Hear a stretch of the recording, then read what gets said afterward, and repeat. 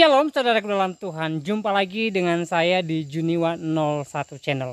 Saudaraku dalam Tuhan, dalam cuplikan videonya, Irene Handono pernah mengatakan bahwa Alkitab tidak sempurna. Salah satu alasannya karena di dalam Alkitab tidak jelas tentang hari kiamat. Berbeda dengan Al-Quran katanya, di mana dalam Al-Quran hari kiamat itu atau surga itu sangat jelas tertera di dalam Al-Quran. Nah, saudara Tuhan, hal ini pun secara tidak langsung terbantahkan dengan penjelasan Elia Miron ketika beliau menjelaskan kesempurnaan Alkitab. Dan saudara Tuhan, sebelum kita lanjut pembahasan, mari kita melihat videonya terlebih dahulu. Dan pastikan tekan tombol like, tekan tombol subscribe. Dan yang lebih penting, share video ini supaya menjadi berkat bagi banyak orang. Penjelasan tentang hari kiamat. Di situ hanya disebutkan sekilas tentang ada nanti akhir zaman itu ada sangkakala ditiup dan kemudian semua itu menjadi kacau dan itu adalah akhir. Nah, tapi kemudian penjabaran tentang mohon maaf hari akhir, kiamat, akhirat itu nggak jelas. Jadi ada pemahaman ini sebagai contoh. Manusia sesudah mati dia bagaimana nih? Kemana? Ya. Mereka nggak kenal alam barzakh. Jadi setelah hati dalam iman mereka kemana itu langsung? Nah, ada pemahaman begini, hati nih, terus tubuh ini masuk ke kubur, Ya. yang lahat, terus ruhnya keluar. Kadang mereka memahami ruh itu adalah malaikat. Jadi mereka menjadi malaikat nih, atau menjadi setan. Ada yang memahami begitu, tapi ada juga kelompok yang menyatakan enggak, ruh ya ruh, kembali kepada Allah. Nah, terus gimana? Blank. Terus kemudian mereka ini masuk kemana nih? Masuknya setelah mati masuk kemana? Kita alam barzakh. Nah, mereka ada yang berpendapat oh masuk ke alam penyucian. Dibersihin di situ dulu. Terus habis itu alam penyucian baru ke kiamat. Tapi ada yang mengatakan enggak, kiamat dulu. Tapi kembali lagi, fase dari mada mati menuju ke kiamat, ini fase yang bagaimana? Ini kosong. Konsepnya nggak ada. Nah, terus setelah kiamat bagaimana? Ya ada surga dan neraka. Nah, disinilah orang Kristen menyatakan, pokoknya mengakui Yesus, semua mereka ke surga. Supaya terjemahannya saja sudah salah, apalagi aslinya.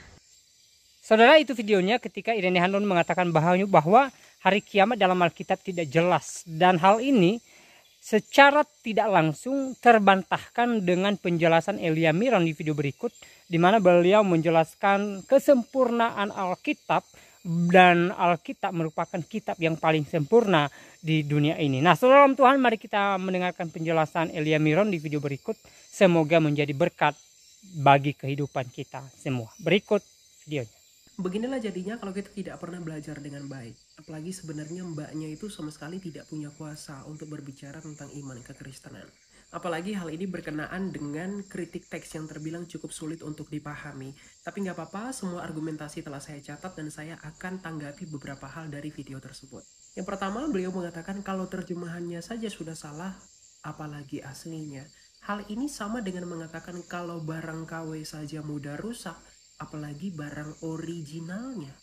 Artinya dalam penalaran hal sesederhana itu pun masih ada kegagalan. Dan ini tidak mungkin menghasilkan argumentasi yang benar. Jadi apapun yang disampaikan dalam seluruh video itu pasti sudah salah karena penalarannya terbalik. Pertanyaan yang kedua ialah mengenai aslinya di mana. Nah, sebelum saya menjawab itu, satu hal yang perlu kita renungkan adalah layakkah yang hanya punya 2 lembar manuskrip mengkritisi orang lain yang punya 60.000 manuskrip? Itu ibarat orang yang punya uang 2.000 rupiah mengajari orang yang punya 60 juta rupiah untuk membeli televisi. Berbicara mengenai originalitas Alkitab, tidak ada satupun naskah kuno atau naskah purba yang originalitasnya dapat menandingi Injil jika diukur melalui manuskripnya. Alkitab merupakan kitab suci yang paling lengkap di dalam sejarah dengan jumlah manuskrip dari perjanjian lama sampai perjanjian baru lebih dari 60.000, di mana 5.000 diantaranya berbahasa Yunani. Dan kalau dipertanyakan bahasa asli Alkitab, tentu berbahasa Ibrani dan berbahasa Yunani. Misalnya kalau kita melihat di dalam Kodeks Aleppo, di dalam naskah Masora, itu menggunakan bahasa Ibrani di abad ke-10.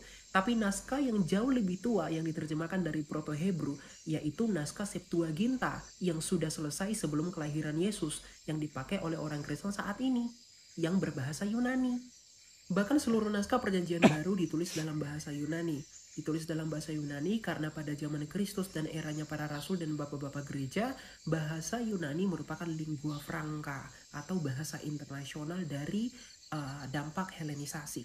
Hingga pada akhirnya di akhir abad ketiga, gereja Katolik itu mengkanonkan kitab suci di dalam Vulgata atau Alkitab berbahasa Latin, tanpa menghilangkan naskah-naskah dan juga manuskrip berbahasa Yunani. Dan sampai sekarang manuskrip-manuskrip tersebut disalin ulang dan disimpan oleh gereja. Jadi tidak dihilangkan ataupun dibakar. Bahkan orisinalitas Alkitab yang telah berusia ribuan tahun itu didukung oleh penemuan naskah Qumran di Gua ke-7 dan di Gua ke-11.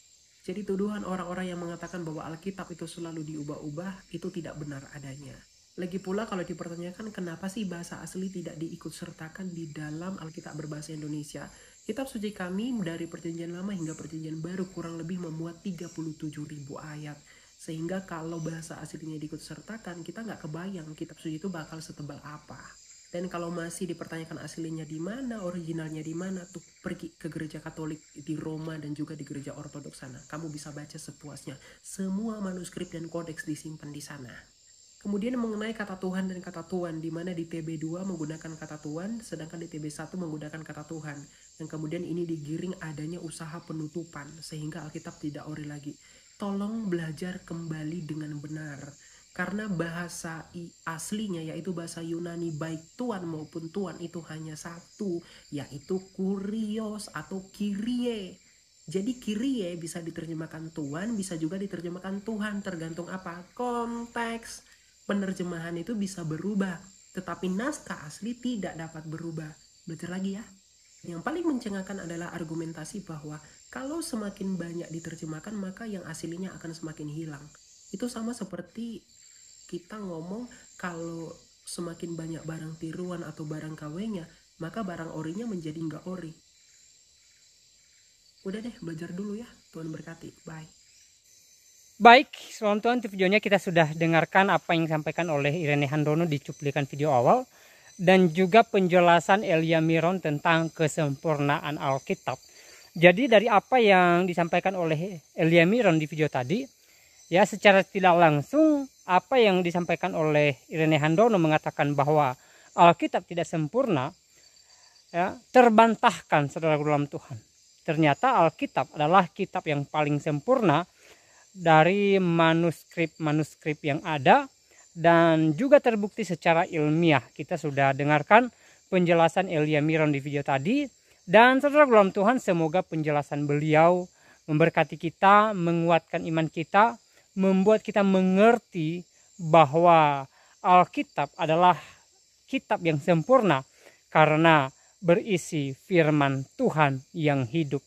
Nah, saudaraku dalam Tuhan, apa yang dikatakan oleh Irene Handono sangat tidak berdasar ketika dia mengatakan bahwa Alkitab tidak sempurna. Salah satu contohnya, ya, menurut beliau, ya, konsep surga atau hari kiamat di dalam Alkitab tidak jelas. Padahal tidak begitu, saudara dalam Tuhan. Kalau kita belajar di kitab Wahyu, kalau kita baca kitab Wahyu keseluruhan, di sana jelas bagaimana diuraikan tentang sorga Kristen. Di sana dijelaskan bagaimana Yesus menjadi hakim yang adil bagi semua orang, dan bagaimana Tuhan Yesus membawa orang percaya ke tempat yang Ia sediakan. Jadi di dalam kitab Wahyu saja sudah sangat jelas bahwa Tuhan Yesus telah menyediakan sorga bagi orang percaya, dan sorga di dalam kitab Wahyu sangat jelas dalam Tuhan, itu tertera dengan detail saudara dalam Tuhan, tidak seperti yang disampaikan oleh Irene Handono. Bahkan di dalam Injil Yohanes 14, Ya, Yesus mengatakan bahwa dia pergi kepada Bapa menyediakan tempat bagi orang yang percaya kepadanya. Jadi Tuhan Yesus di hari kiamat, di akhir zaman, membawa orang-orang kudus, membawa orang-orang yang percaya kepadanya ke tempat yang ia sediakan. Tempat apa? Yaitu sorga. Dan saudara dalam Tuhan, sebenarnya dalam Alkitab sudah banyak ayat di mana dijelaskan tentang bagaimana sorga dan bagaimana kerajaan Allah di akhir zaman. Dan sekali lagi, apa yang disampaikan oleh Irene Handono di video tadi sangat tidak berdasar dan sangat tidak benar adanya. Nah, saudara dalam Tuhan, selebihnya silahkan tulis tanggapan saudara di kolom komentar.